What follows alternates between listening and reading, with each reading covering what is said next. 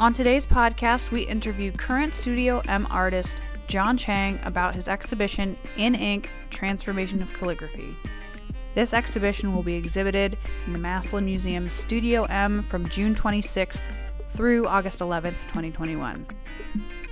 In Ink, Transformation of Calligraphy accentuates the visual and human aspects of the characters, the mark, and the gesture, transcending the text and the medium, extracting from language meaning beyond its surface value.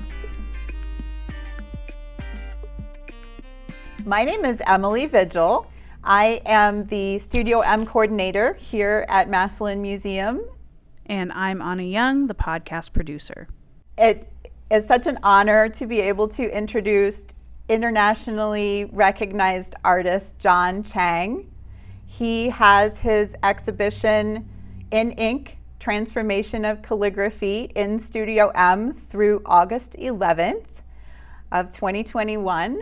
John was raised in Shanghai, China, and he is now based in Southern California. His artwork has been widely exhibited all across the United States. He's also in the collection of Caesar's Palace in Las Vegas, Nevada, St. Regis Hotel, New York City, the National Museum, Taiwan Museum of Fine Arts in Taiwan, and the Star Hotel in Sydney, Australia. So I think this is the first time we've had an artist from the West Coast here in Studio M. So I'm so happy to get to talk with you, John. Welcome. Thank you. Thank you so much for having me. And I would like to start out with going way back to the beginning of your life. How young were you when you identified as an artist, when you thought, okay, this is who I am? Very, very young age, around 8 to 10, around that time. As I grew up, I studied piano with my mother's and eventually end up taking a drawing, pencil drawing. So my uncle is a well-known painter and a comic book artist. And he knows Xu Bing, Ai Weiwei. They are all like, the generation they teach in the school. So I kind of I'm very quiet and shy, and also I was a bully in the school through all from very young age to high school. So it's kind of gave me the chance, the opportunity to express myself.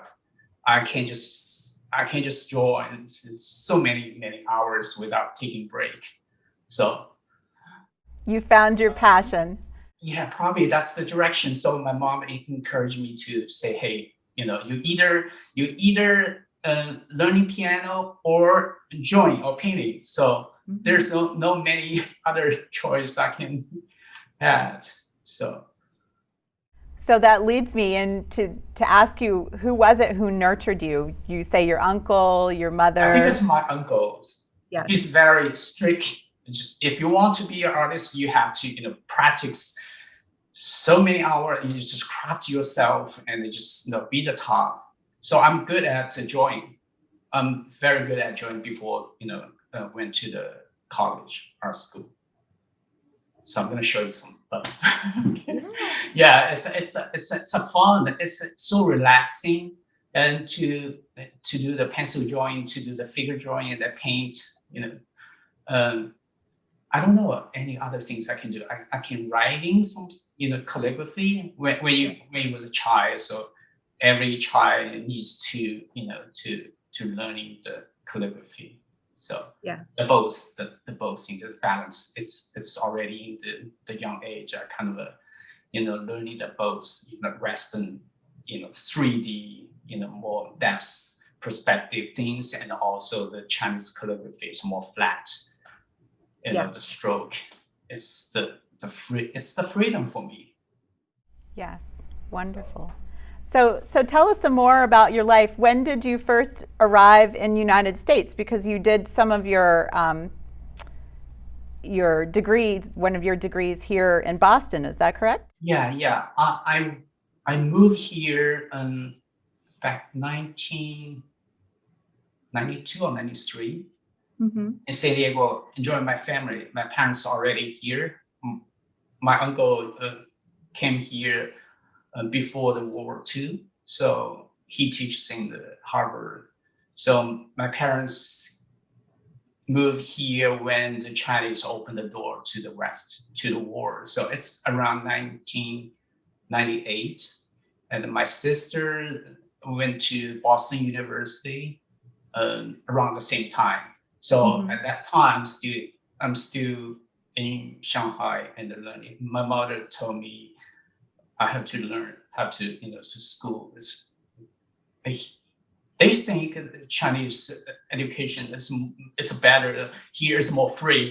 You play, you don't really. So that's why I'm in Shanghai during that time. I came here around 1992, 93. So I kind of it's really the culture shock for me. It's everything you have to start from yourself. You kind of in China, you have your path. You have the direction. You graduate from school, from college. You already know where you're going. You got an offer from. But here's hey, it's all welcome to the United States. Everything is all yours. Do yourself, and no one gonna help you. So it's a tough for me to change the culturally and the financially. So I went to many places, doing busboy, waiters, and and just coming from there. And finally, I moved to Orange County from San Diego to Orange County. I got an offer from the gallery, and I was so exciting. Daytime you produce your work, and then they just sell your work, but it's not that good that long time. I just got ripped off by the gallery. The gallery just closed and disappeared. So I finally think that I'm not gonna just be a very struggling, homeless artist. That time, I finally ending to the Los Angeles, finding a job, doing production artist, cut and paste. That time, no computer. Wow, yeah. Well, I do remember when I got my undergraduate degree, taking a typography class and and we had a section of the course that was calligraphy, and repeating the letter forms and doing it by hand, and yes, it is definitely different than working digitally. It's a lot of work, but at the same time, I'm painting and I work with the photographer. It's my I was trained work with the movie sets when I was young back in China. Wow. So I came here. I always think about it. Why not? I moved to LA, so I should work with the movie industry. Otherwise, why I should move to LA, right? It's a chaotic city. So end up I do a lot of photographer and doing work with collaborate with all the movie studio photographer that time. So it's kind of helped me to to stabilize my life. So I'm pretty lucky that time. Were you always painting Always. and doing fine art as well as those jobs in the background, or did you take a break from your fine art too? I never take a break. I was like a 7-7. They call me 777, 777.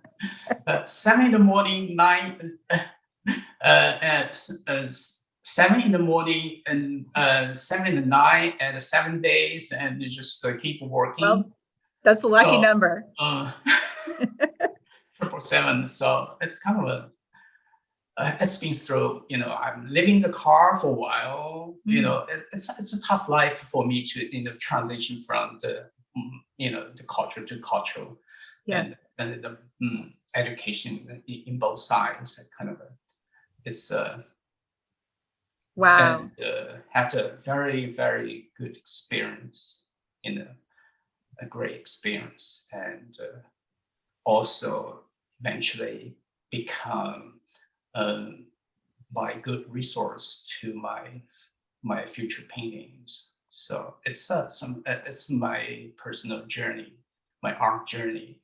I'm still doing a lot of commercial work.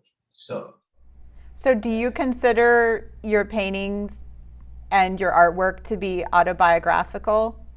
Yeah, Mm-hmm. yes. And each time I look at my painting, it's back a long time, and to see review my works, it's dramatic change, the way, the life, it's all the story embed to my paintings I look at, and also I see a lot of text revealing, and it's blurry, and you kind of just see all through the paintings. You bring your memory to see, oh, this person, this friend used to work, we collaborate each other. At the same time, he's passed away, and you see some collaboration stuff. It's a so touching moment. So I think my work, it's about the story behind the painting. It's not just you can see it's a stroke, things. It's that part's a part of my memory that when you chart, you see all the cities with that big character poster around the city, banners, all black and white, big characters. So it's always reminds me that moment, the history, the Cultural Revolution, how the words, the language, the text can attack people at the same time. You communication with each other, also at the same time you can attack people. Wow. So that's the reason I always use the text, the words, the big character are in range, to it's like a puzzle. It's like a life, like puzzle. How you arrange, and if it's not right for you, and you just tear down or just wash away and sand out. Yes. New. Yes. I'd love to talk about your process and your materials. So you mentioned sanding, and I've seen, and we've shared some social media images of you working in your studio. So what is your favorite tool to use in your studio when you're working? Is it a brush? Is it the sander? What are some of the tools? I think it's a brush. The first is a brush. The second is the glue gun. Oh, a glue gun, really? All kinds of glue, and the clipping all the scissors. You clipping or cut all the newspaper and commercial production materials, and the knives cutting all the cardboard. I think the most is the brush. Mm-hmm. You have to paint, and you have to writing all the calligraphy things. So that's the most of the tools. And the resin, that's all that I kind of the long processing I was trying to creating and learning how that you paint, you sand it, you kind of see it, and you lost it, and you raising it, you kind of protect it, and you paint it again, and you sand it. It's just a repeat.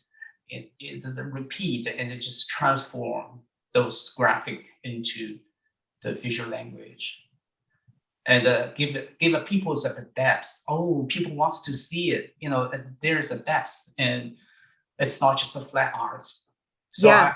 I kind of like the way to. Well, that's one thing I always encourage, if possible, all of our listeners and our audience to come and see the exhibit with their own eyes, because there is so much nuance and depth, as you say, with the layers. For example, your artwork, Language 10, which has newspaper, acrylic, and resin, it's small, this one. I don't know exactly the dimensions. Maybe you can tell me, John, maybe 12 inches square or maybe a little larger. I think that's 12 by 12, right? Yes. Yeah. But it has so much depth in it. And partly that's the resin and the layers, as you say, you know, adding a layer, then removing, or, you know, that's right, obscuring the text, obscuring the characters, then bringing them out again. It's just so rich. And I think that's the kind of thing that really you have to see the real artwork in person to be able to appreciate. Yeah. And I see the front screen is just so flat. Yes. Right. But it's not that way It's in not reality. No. Yeah, that's correct. But they also have a very, that's one thing I love about this work. It's just so beautiful how bold and graphic, and like that definitely comes across digitally. The contrast between the white and the black, and you can see the grays, but you can't appreciate so much the texture of your materials. So let's just talk about some of the new materials that you've incorporated or that you do incorporate into your process. You got me all excited when you mentioned a glue gun, because that's just such an ordinary, like, it's not a precious material, glue. It's just a fundamental, like, everyday thing, and the scissors. So what have you incorporated in your work from our everyday lives? I kind of, first of all, I collecting all the material. You know, it's a long process. You just, you know, collecting every daily lives that you can get. I used to, it's just a weekend, I just drive around the city, and there's a lot of material that you can collect. And for the recent moment, so you don't get that things much. There's newspaper is less and less. They don't, you know, they don't produce any. It's more like all online. So I realized that we get more box, we get more shipping box. You know, we just holding all the shipping box in your basement, or, you know, it's just, especially, you know, during that time, the quarantine, you know, the pandemic. And it start, I think last year, March last year, when we start to, you know, work at home, and you try to, I say, oh, that's great. So you can stay home. You don't go anywhere. So you kind of, oh, so we can just order something and just, you know. So you order something like canvas material or something. It's hard to get. It's all delayed. So the store is closed. So I'm kind of just struggle to say, hey, how I'm gonna, you know, produce a painting for you guys, for my gallery or something. So I realized that, you know, there's a lot of boxes there. So that's why I just say, hey, why not just doing some works, you know, the object and the subject at the same time. We reimagination all the box. So I cut all the, you know, the box for my painting. At the same time, use the box to do all this, the 3D works, to represent the moment we're being. So everybody's struggle, everybody's, like, the city, the whole country, you know, across the country is being chaotic. The moment I fear, there's a lot of people fear to go out. You know, you know, it's a long story. So that's inspiring me. So I start from last year to to collecting it. It's kind of a little shift, but still the same thing, just still the same pace. I'm doing my works at the same time. So the box, the information, it's all embedded to the works. So not much change, I think. I love that series that has the cardboard because you've responded to the material of, there's the content which you talked about, the kind of symbolic meaning of integrating cardboard into your work from the shipping boxes, but also the material itself. And I noticed that the paint on those works, you have lines, the corrugated lines, and it's kind of playing off of the corrugated cardboard too, and I love that. And then the how shiny the box that had tape on it, and then some of your paint is flat, and then some is shiny, like almost looks like I don't know that it's enamel, but it has like a very reflective quality to it, and that's responding to the tape. It's like a balance between chance and planning in your composition, right? Exactly. Yeah. Yes, it's a long processing. My processing is kind of a long. I have to sketch first. Okay. I sketch a lot of the shape and I deconstruct all the character. I recombine. It's like you doing graphic design, the typography, you arrange all the letters. But the letters for me, the Chinese letters for me, is more connect to my childhood memory. It's to the personal identity, the cultural identity, the cultural context to me. It's such an important part of my works. So it's I do some like the English characters. It's just for fun, just for experimental things. So it kind of. It seems to me when I look at the black, sometimes they're closer marks that have some Western typography, but I can't quite make out a letter, maybe a piece of a letter. And then I wonder about, not knowing Chinese. If someone who does know Chinese would be able to read part of what you incorporated in your painting or not? I think so. Yes. Yeah. Yes. So there's a hidden meaning or no?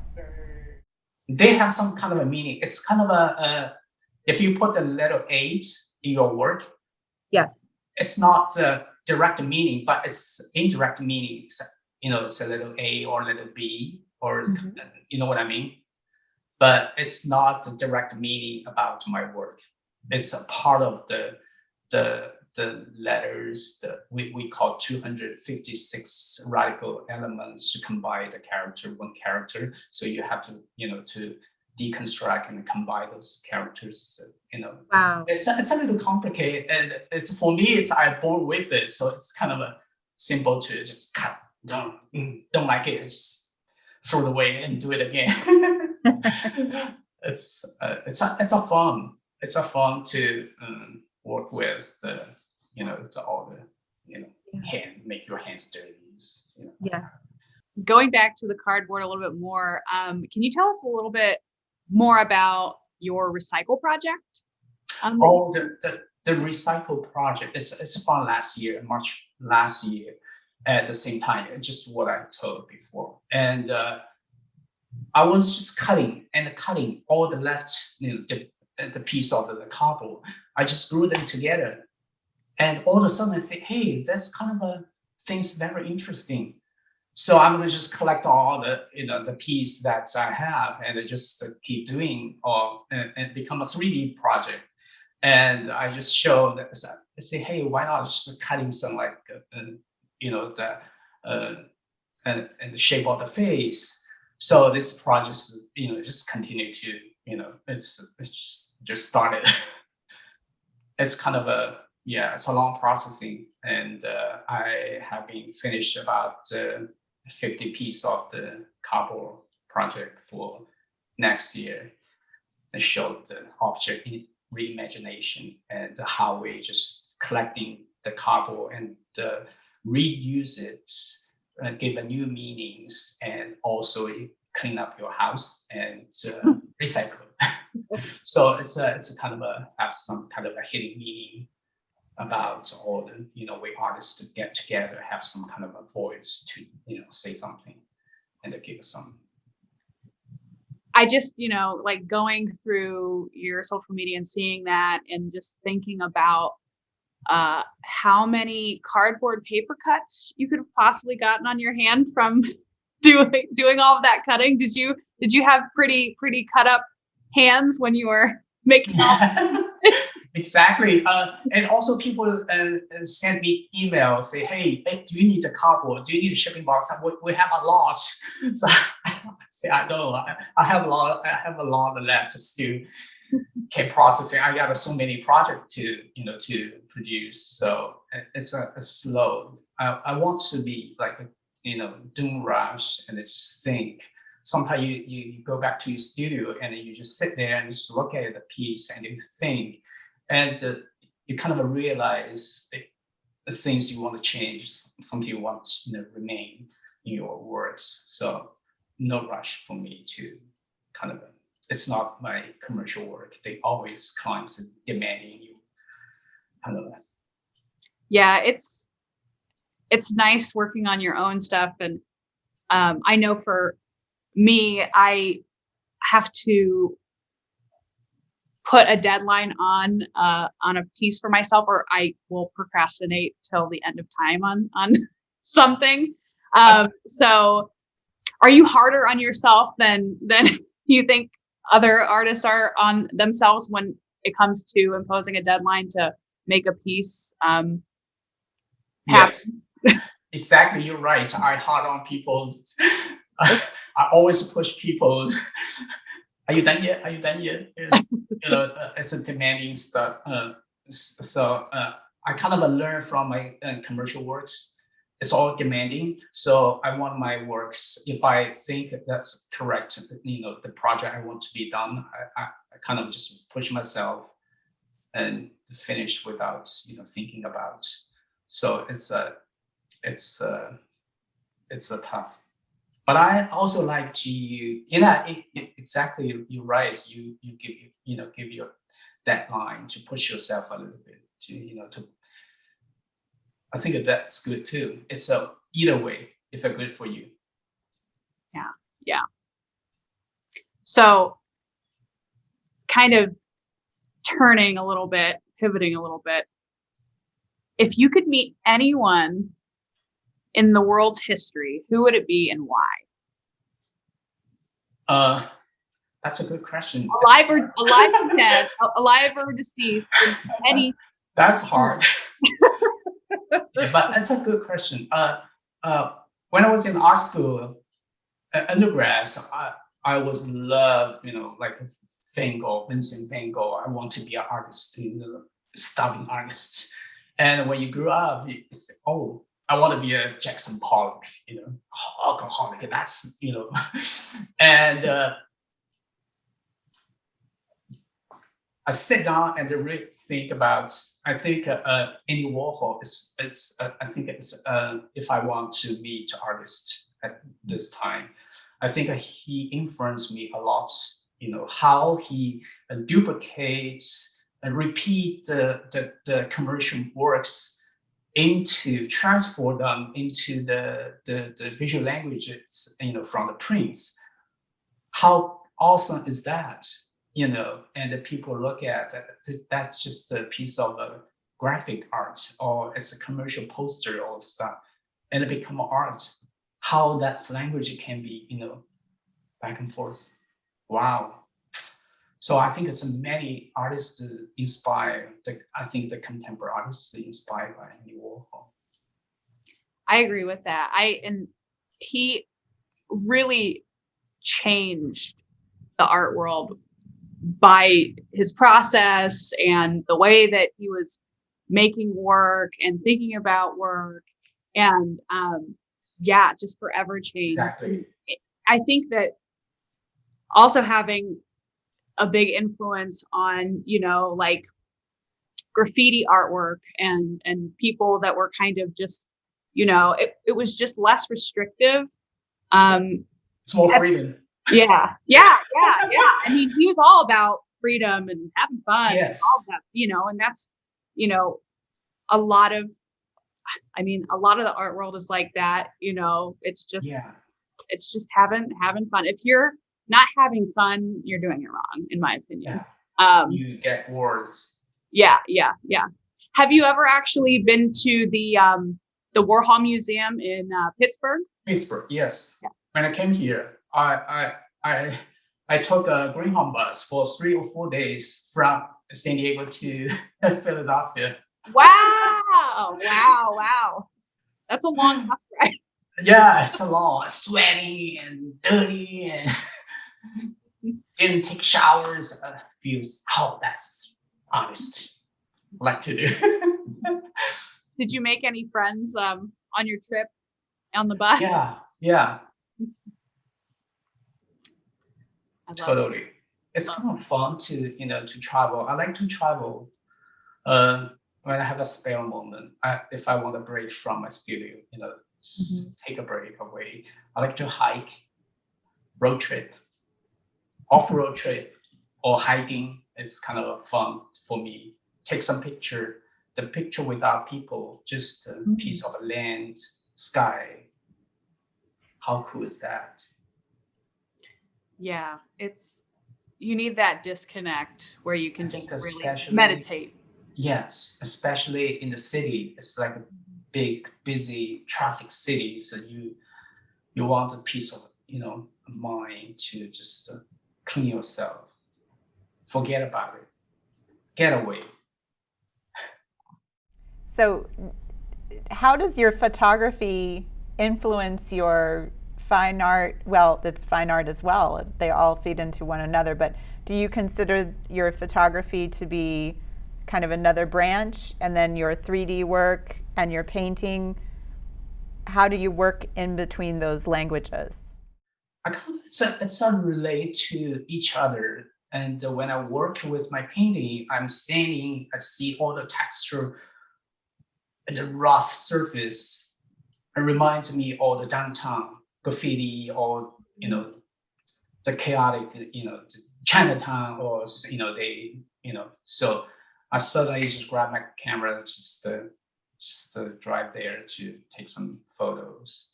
And when I work with my calligraphy and my paintings, at just that moment, say, hey, why not just to bring those calligraphy to a 3D things? So I went back to China to work with the craftsmen to carving all the calligraphy towards 3D and then bring back. So it's all kind of a connect. It's just one thing is doing different medias. Can you tell us what a day is like? You're talking about working 7 days a week, 7 hours. 7. Do you still have a studio dog? I read that you had a studio dog. I have a studio dog. She's 12. Okay. She's kind of, I don't want to bother you. I go sleep. And I wake up early, about 5. Okay. About 5, and take a walk with my dog. And come back, coffee. I need a coffee, you know. So you walk your dog before coffee? And I come back and coffee and reading all the news. I used to, you know, to drive around the city to grab some newspapers. There's so many language in the city, you know, LA, the big city. They have a Japanese, Korean, all kinds of, at least like a 10. So I can grab all the newspapers. But sometimes I can read some Chinese and read some Chinese and Japanese. I can the translation from LA Time, or from, you know, they it's sometimes kind of funny, and then you just laughing. Oh, that's not. And so I put together, and you know, just kind of put together, and it's kind of only me knows. That's kind of a funny story. So sometimes just put, paste into my paintings, kind of have some, embed some my secret code information, and come back and just see if I got some, client, try to do some commercial works. I used to, the photographer used to have some job for me to do. Oh, by the way, I'm working for all the movie industry. So they're doing a movie poster, banners, and all the, the call, superstar. They want to be retouch. They want to, the image manipulation to put, composite image, and they do some digital illustration, storyboard telling. So I do this, and once it's done, or maybe, but most of the time just go back to the studio. Maybe sometimes just sitting there. I want to surrounding by things that even I don't do anything. Just that's I don't say meditation, and it's just take a breath and think something else for yourself. That's probably my days until 7, or whenever job is done. So it's a very tough day sometimes. So recently I just finished the Black Widows, all the posters. Oh wow! Yeah. I think it's tomorrow, right? Opening tomorrow, something like that. I think so. Oh, today? Oh, I think today maybe, right? That's a very tough project. The clients demanding a lot, Disney stuff, and working, and we finished Bridgerton for Netflix. All the poster, banners, whatever. It's all like I like to pick all the big project. You give you some challenge. You kind of balance yourself. Commercial work, demanding, and the artworks kind of relax a little bit. You kind of observation between, like, just like I'm kind of Chinese American. I kind of have a distance. I'm kind of not belonging to both sides. At the same time, I kind of just connect to everything. And I come back to China, they say, oh, you're American, you're educated American, so you are not really like organic anymore, right? But you're here, and the same thing. People always, It's another culture of its own. Right? Yeah. It's all you're Chinese, you're say. But I have a both.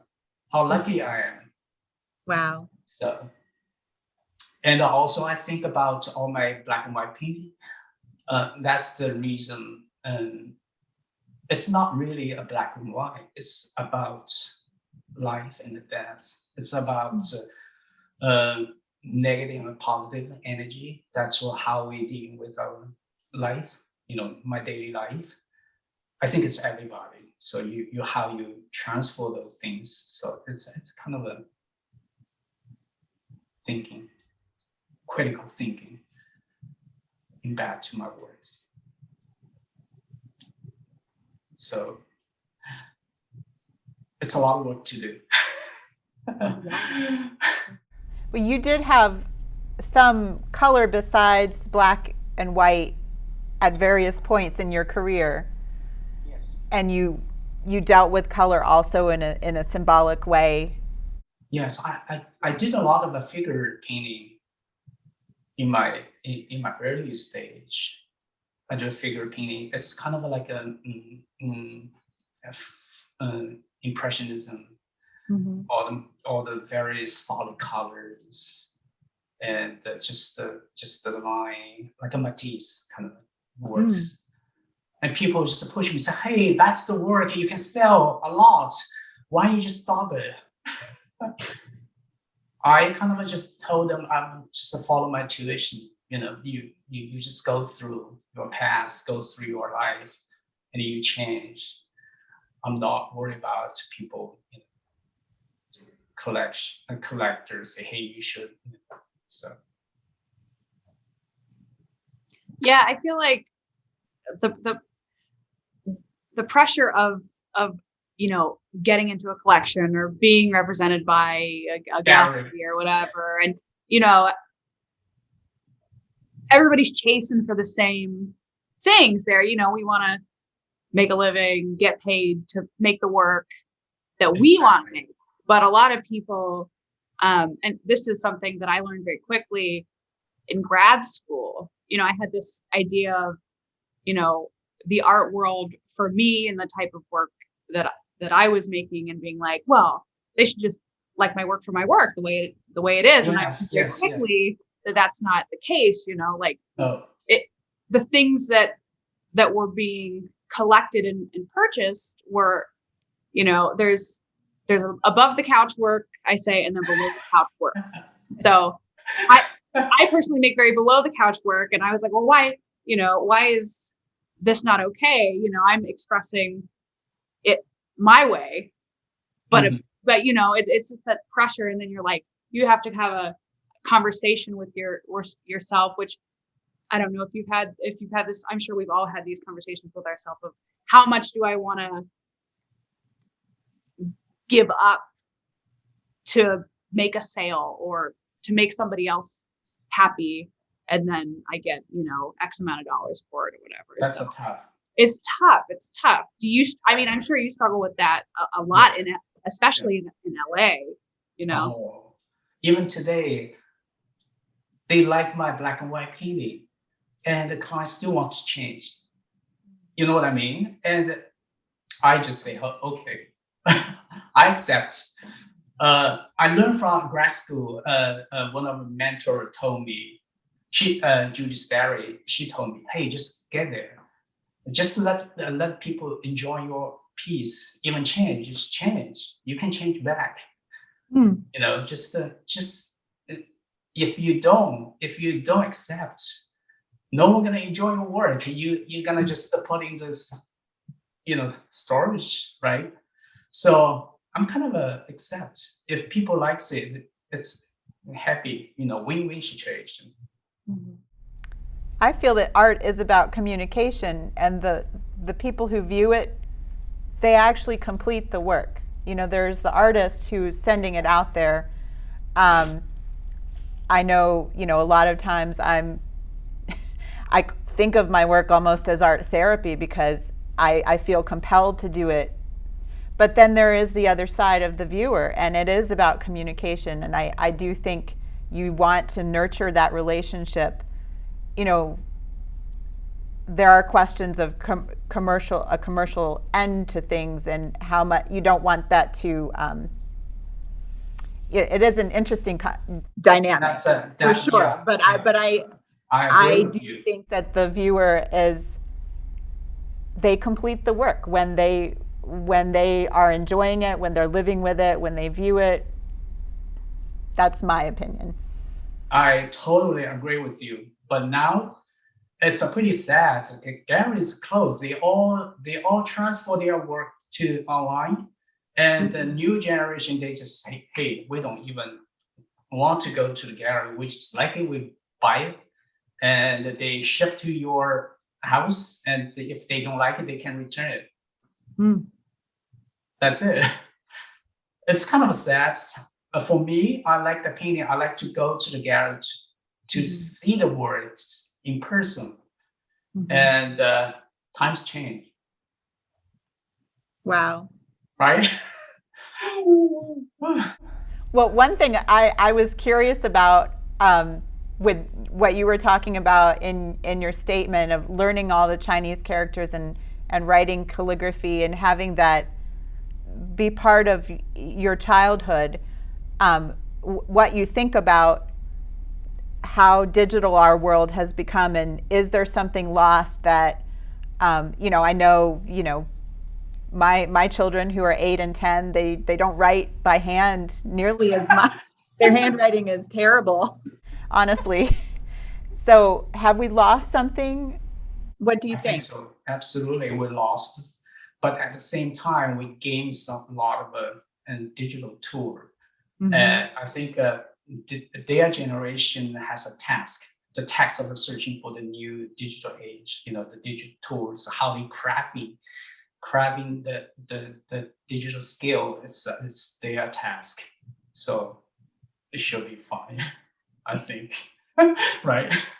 And our generation, we always, push you, say, hey, you have to write, you have to, learn the calligraphy, how to write, how to, do the pencil drawing. Now it's so easy. You can use the Wacom tablet to sketch. I think it's a good thing that you can sketch, if you don't like it, you can erase. But back that time, you use use a pen and you sketch, and I don't like it, you have to do it again. So I think it's convenient to give them more freedom to create something. And from new generation, they are focusing on all the video arts, more installation, and they are more free. And so most of the artists now, they are hiring all the craftsmanship to do their works.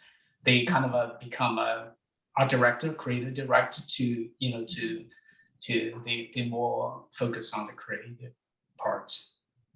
I don't know if it's good or bad. So you artists, you don't paint, you ask people to paint. It's still kind of weird for me, right?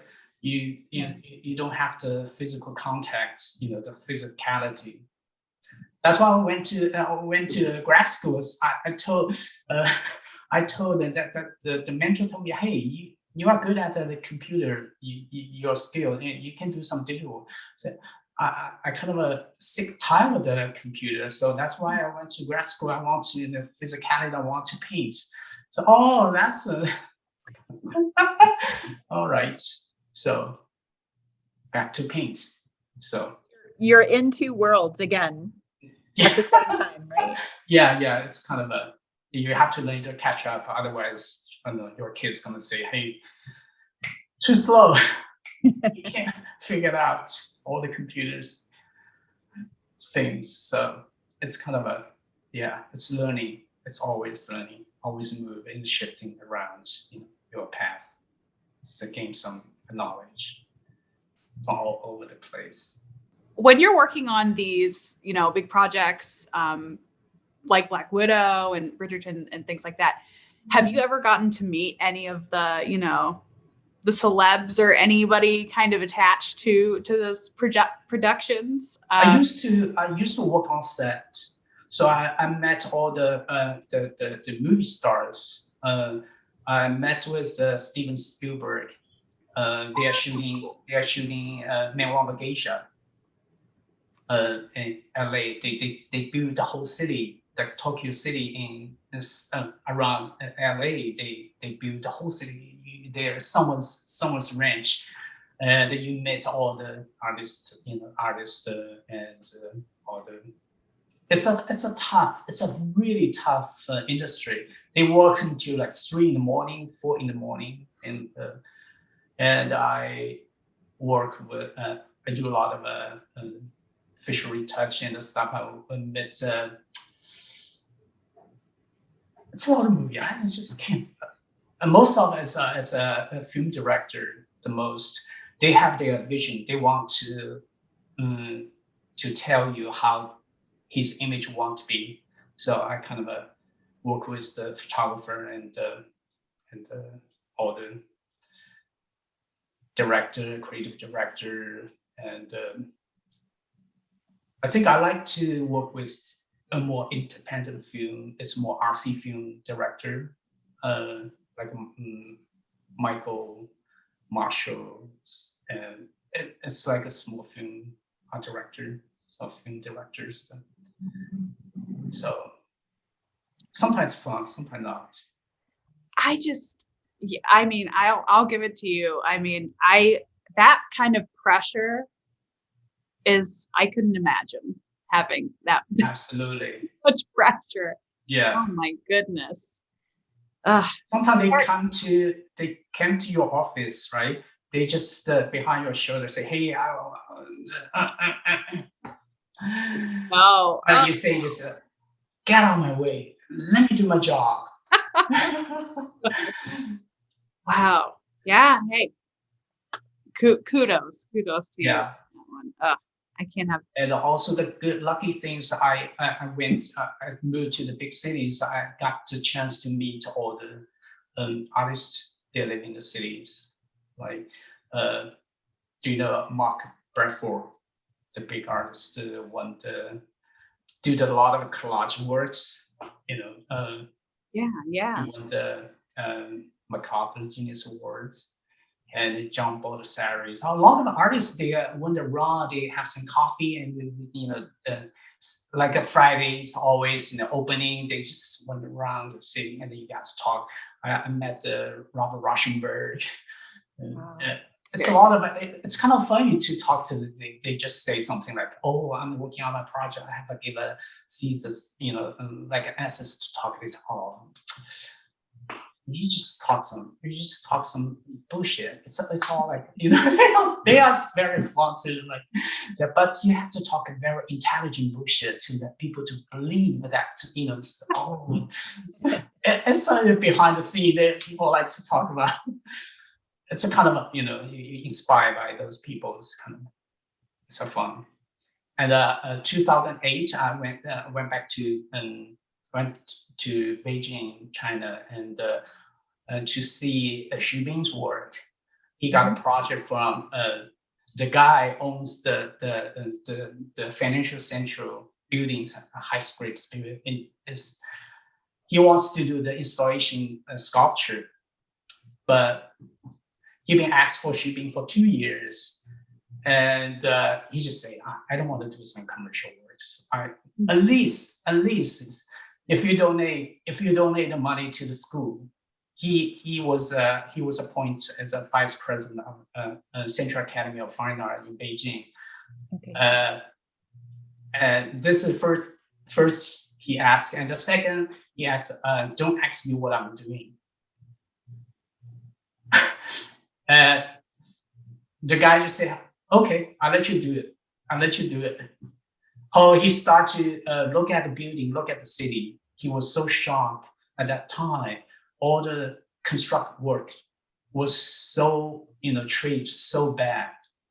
So he come up with the idea just collecting all the debris, all the left material to build the phoenix. They call it the phoenix, the sculpture. All is from the production or the construction, the left material things. There was a plan for four months. It took about 2 years, 100 feet. Wow. I don't know, 4-story tall. I was just there to see how it works, like 120 people. And the guy don't like it. So I just don't like it. Oh my gosh! But the good thing is that you don't have to pay, and they have the contract. So. Yeah. And the works are just travel around the world, and they went to Venice Biennale, and they went to MassMu for years, and it just become sensational. The work, if you can Google it, you see the works are beautiful. And also I made Ai Weiwei. I think everybody knows Ai Weiwei. I love Ai Weiwei's work. I mean, just. He's the guy. He's the dude. Like if you with his friends, he like protect you. I'm the boss. I like to protect all my friends. He's kind of a guy you want to be with. Just a very, very nice guy. So very tough. It doesn't matter. I'm dying, so I just do what I can. So that's why I kind of like to revisit, the city. It's never stop, never sleep. Just every day is change. So it gives, you can do some works inspired by the cities. Kind of. That's the fun part. But now it's all kind of I just stay home. I don't know when, so I can start to pick up things to get back to normal. Mm-hmm. I think museums should be gradually picking up, right? Absolutely. Yeah, I mean, when you think about a safe place to be, museum, well, I recently was in Colorado, but my most recent museum experience was going to Columbus Museum of Art, Cleveland Museum of Art. They're not crowded. I mean, it's a wonderful time actually, because Yes. and it's To safe. visit. Oh, Yeah, absolutely. But yeah, things are reopening, and that's great. I can't wait to visit you guys sometime in the Oh, future. please do. Yeah. Absolutely. and for all of our audience and our listeners, you must come and see John Chang's exhibit in person. It will be wonderful to see and to experience. As I said, it is up until August 11th, and we do have, besides our regular hours, which you don't need a reservation, and it's always free to visit the MassMu Museum, we have on July 31st our extended gallery hours from 5 to 7. So if it's easier for you to come in the evening, you can make a plan to come that day. Yay! It's a party time. Yeah, I'm so pleasure and honored to show my work at your gallery and your museum, and having me here have a conversation with you guys. I'm so pleased. Thank you so much.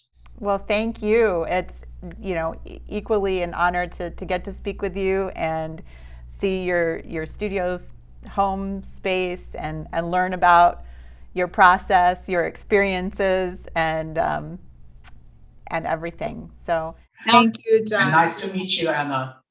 Pleasure to meet you. Pleasure to meet All you. right. Amazing work. Amazing. Thank you so much. Happy Friday. Yes, happy Friday. Don't work too hard. All right. You take care. You You too. too. Bye-bye. Thank you so much. Bye. Bye-bye. The Massland Museum would like to extend a huge thank you to our operating grantors, Arts and Stark, and the Ohio Arts Council for making programs like this possible.